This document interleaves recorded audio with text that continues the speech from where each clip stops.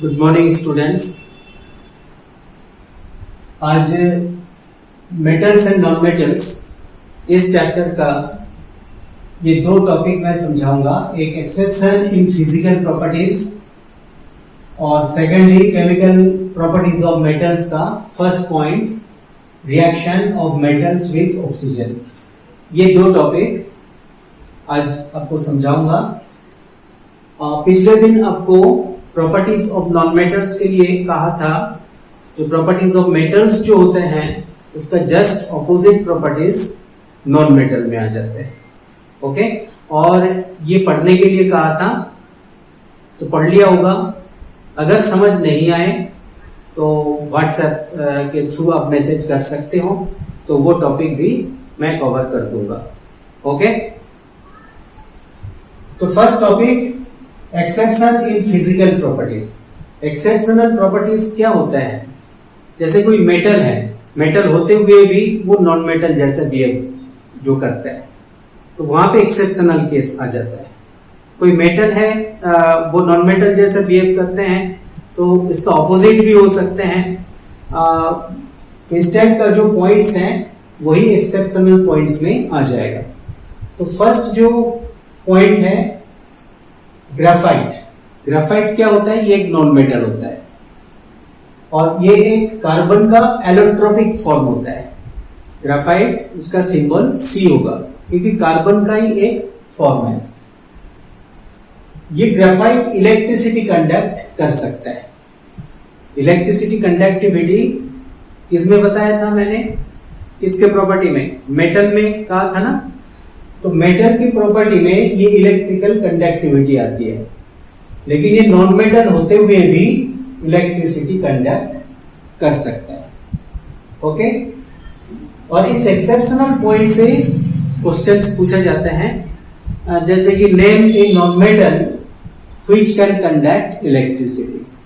तो उसमें आंसर होगा ग्रेफाइट, और ब्रैकेट में आप लिख सकते हो an allotropic form of carbon. Okay, इस टाइप का क्वेश्चन पेपर में देते हैं।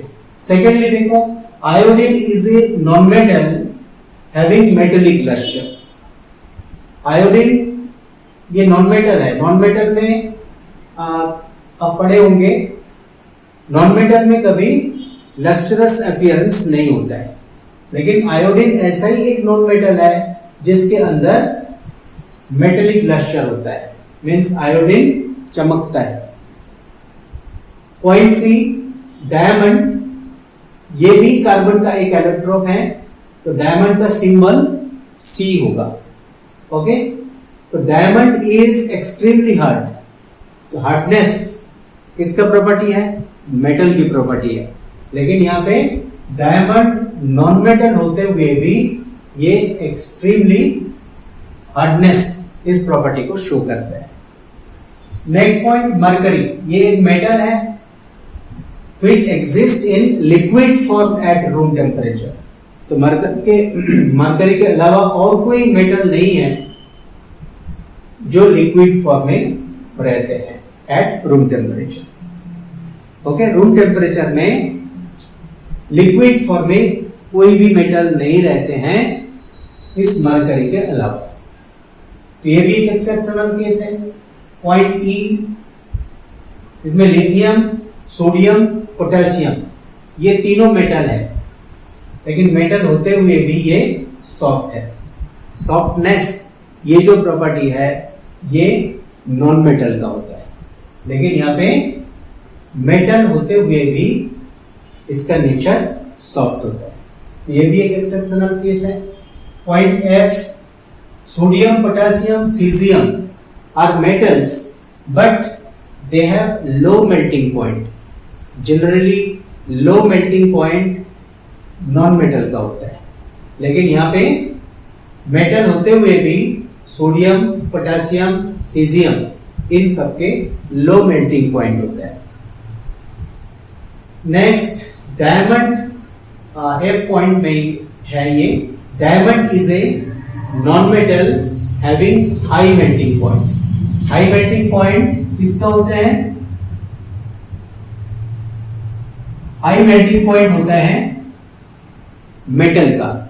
लेकिन डायमंड क्या है, नॉन मेटल है। नॉन मेटल होते हुए भी डायमंड का हाई मेल्टिंग पॉइंट होता है। ओके, तो ये सभी एक्सेप्शनल केसेस जो है ये आपको बहुत अच्छा से पढ़ना है, यहां से क्वेश्चन आता है। Point 2, chemical properties of metals. इसमें करीब 6 केमिकल प्रॉपर्टीज है मेटल्स का, उनमें से आज मैं एक केमिकल प्रॉपर्टीज के बारे में बताऊंगा, वो है reaction of metals with oxygen. Oxygen के साथ मेटल्स का किस प्रकार रिएक्शन होते हैं और रिएक्शन से किस टाइप का प्रोडक्ट बनता है उसके बारे में मैं समझाऊंगा। तो जो मेटल्स होते हैं वो मेटल्स ऑक्सीजन के साथ रिएक्शन करते हैं। ऑक्सीजन ये एक हाईली रिएक्टिव नॉन मेटल है और इसलिए मेटल के साथ रिएक्शन कर लेते हैं, लेकिन मेटल की रिएक्टिविटी क्या है वो भी देखना होता है। जो मेटल्स बहुत ज्यादा रिएक्टिव है उसके साथ तो तुरंत रिएक्शन कर लेगा, और जो लो रिएक्टिव मेटल होते हैं ऑक्सीजन जब प्योर फॉर्म में रिएक्शन करवाया जाता है उससे, उस टाइम वो लो रिएक्टिव मेटल के साथ रिएक्शन कर लेते हैं।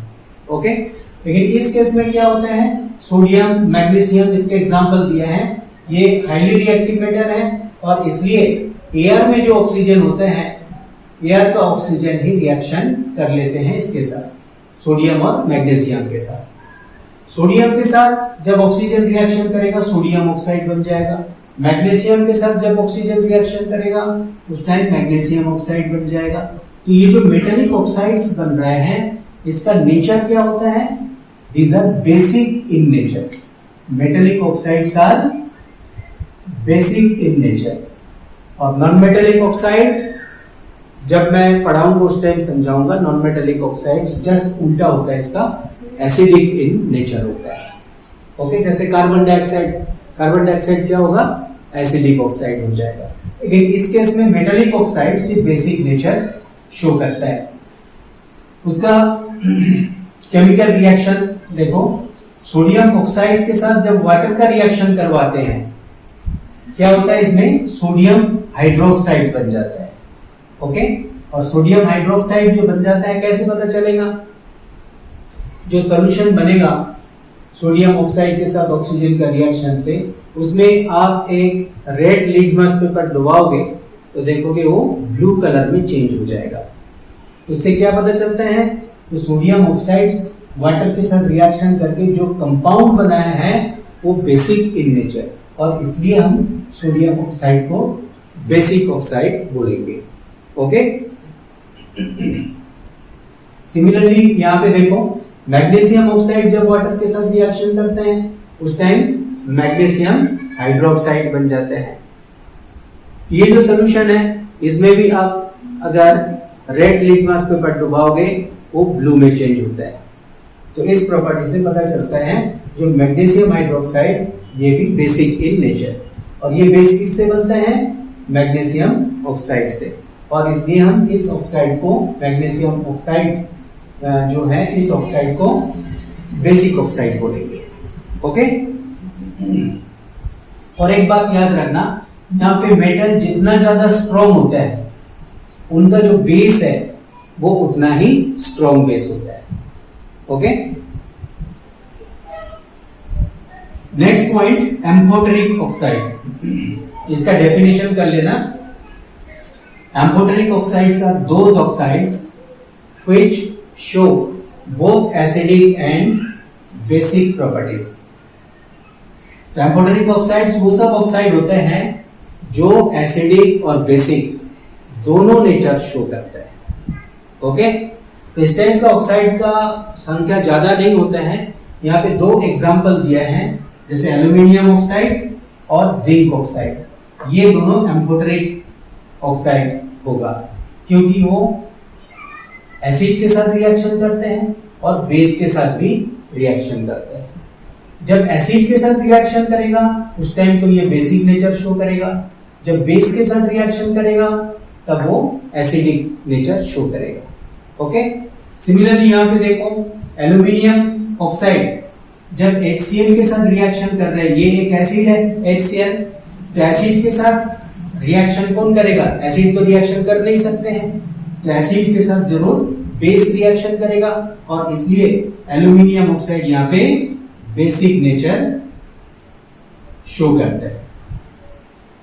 ऑन द अदर हैंड यहाँ पे देखो एल्यूमिनियम ऑक्साइड सोडियम हाइड्रोक्साइड के साथ रिएक्शन कर रहे हैं, ये एक बेस है, बेस के साथ बेस रिएक्शन कर नहीं सकते हैं, तो जरूर इस केस में एल्यूमिनियम ऑक्साइड का नेचर क्या हो जाएगा?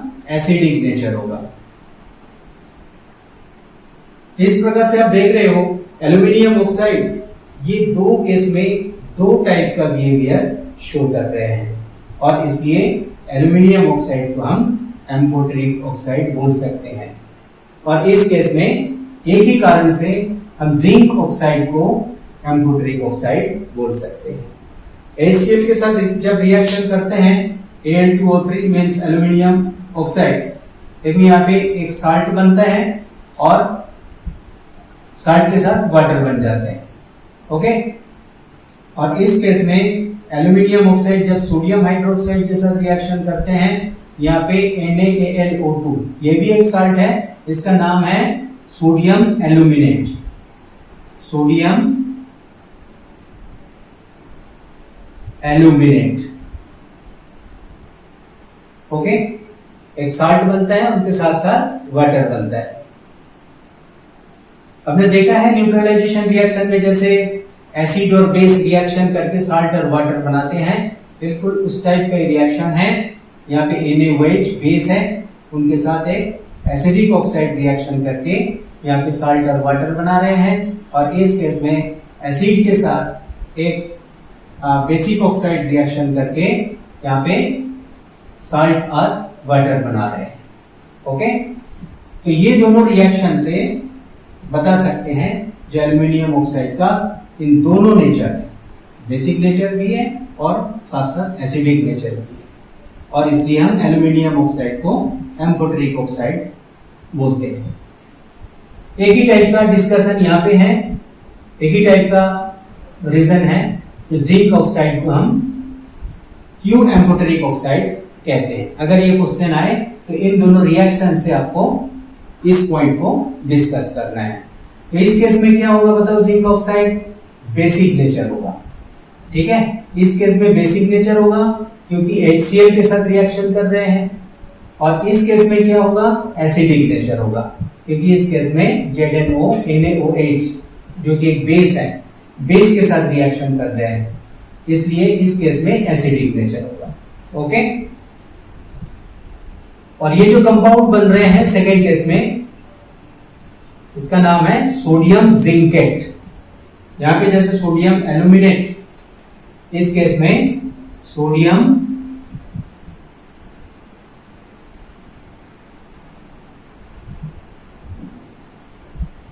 जिंकेट नाम है Na2ZnO2 इस साइड का, ओके। और इसके अलावा कुछ लो रिएक्टिव मेटल होता है जैसे आयरन है, कॉपर है, इस टाइप का जो एलिमेंट है मींस मेटल है, ये एयर में जो ऑक्सीजन होते हैं उसके साथ रिएक्शन नहीं करते हैं, मींस एयर के प्रेजेंस में इसको बर्न करना मुश्किल है क्योंकि एयर में ऑक्सीजन का अमाउंट ओनली 20% है। तो इतना कम अमाउंट ऑक्सीजन यहाँ पे लो रिएक्टिव मेटल को जला नहीं सकते हैं, मींस लो रिएक्टिव जो मेटल्स है उसके साथ रिएक्शन कर नहीं सकते हैं। तो आयरन, कॉपर इस टाइप का जो मेटल है लो रिएक्टिव मेटल, उसके साथ ऑक्सीजन का रिएक्शन करवाने के लिए pure oxygen means 100% oxygen supply करना होता है, ओके। जैसे आयरन अगर प्योर ऑक्सीजन के साथ रिएक्शन करे तो उसमें Fe3O4 ये कंपाउंड बनाते हैं। मैं ऊपर लिख देता हूं, यहाँ पे स्पेस नहीं है, इसे यहाँ पे Fe जब ऑक्सीजन के साथ रिएक्शन करते हैं, यहाँ पे Fe3O4 इसका नाम है फेरोसोफेरिक ऑक्साइड या आयरन 2,3 ऑक्साइड भी हम बोल सकते हैं क्योंकि इसमें फेरस ऑक्साइड और फेरिक ऑक्साइड मिक्स्ड कंडीशन में रहते हैं। इसको बैलेंस कर दो, यहाँ पे 3 और यहाँ पे 2 लिखो, तो Fe3O4 उसको हम आयरन 2,3 ऑक्साइड बोल सकते हैं, क्योंकि आयरन की वेरिएबल वैलेंसी है, फेरस ऑक्साइड और फेरिक ऑक्साइड दोनों ही पॉसिबल है, और Fe3O4 के अंदर फेरस ऑक्साइड और फेरिक ऑक्साइड दोनों ही प्रेजेंट होता है, मिक्स्ड कंडीशन में रहते हैं, और इसलिए इसको हम फेरोसो फेरिक ऑक्साइड कहते हैं। एक कॉपर है, कॉपर का अगर रिएक्शन हो Cu plus O2 is made 2CuO, okay, ये क्यूप्रिक ऑक्साइड बन जाता है इस केस में, तो 2CuO यहाँ पे 2 लिखना है आपको बैलेंस करने के लिए, 2Cu plus O2 2CuO। तो इस केस में जो ऑक्सीजन हम पास करवाते हैं ये रियल ऑक्सीजन नहीं होता है, प्योर ऑक्सीजन होता है, तभी इस टाइप का लो रिएक्टिव मेटल ऑक्सीजन के साथ रिएक्शन करके उनका ऑक्साइड बना सकते हैं। ओके, नेक्स्ट दिन और एक प्रॉपर्टी मैं समझाऊंगा, reaction of metal with water. Okay, thank you.